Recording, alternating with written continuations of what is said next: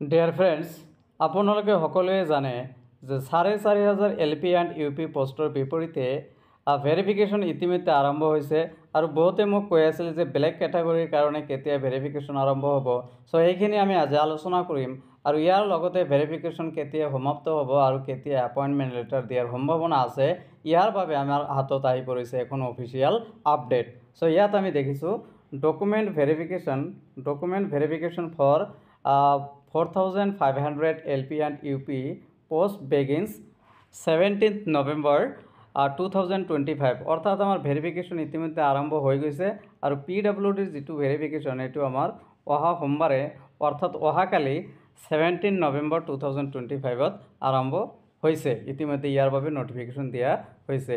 এতিয়া আহিছোঁ ইয়াৰ পিছত যিটো ভেৰিফিকেশ্যন দিয়া হ'ব এইটো হ'ব আমাৰ NCCৰ ভেৰিফিকেশ্যন। এই PWDৰ ভেৰিফিকেশ্যন অহাকালি সোমবাৰ 17 নৱেম্বৰত হৈ যোৱাৰ পিছত NCCৰ ভেৰিফিকেশ্যনটো হ'ব।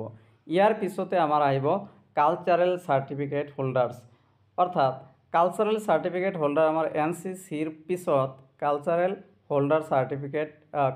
চাৰ্টিফিকেট হোল্ডাৰ্ছৰ ভেৰিফিকেশ্যনটো আহিব। চ' ইয়াৰ পিছতে আমাৰ আহিব জেনেৰেল কেণ্ডিডেটছ। ইয়াৰ পিছতে টাইমলাইনটো হৈছে যে আমাৰ কেতিয়া ভেৰিফিকেশ্যন সমাপ্ত হ'ব, অৰ্থাৎ ভেৰিফিকেশ্যন টিল এণ্ড অফ জানুৱাৰী মাহৰ শেষৰ ভাগত আমাৰ ভেৰিফিকেশ্যন সমাপ্ত কৰা হ'ব আৰু ইয়াৰ পিছত এপইণ্টমেণ্ট লেটাৰ্ছ আমাৰ দিয়া হ'ব প্লান ফৰ ফেব্ৰুৱাৰী 2026, অৰ্থাৎ ফেব্ৰুৱাৰী মাহৰ 2026ৰ ফেব্ৰুৱাৰী মাহতে এপইণ্টমেণ্ট দিয়াৰ সম্ভাৱনা আছে। গতিকে আপোনালোকে দেখিলে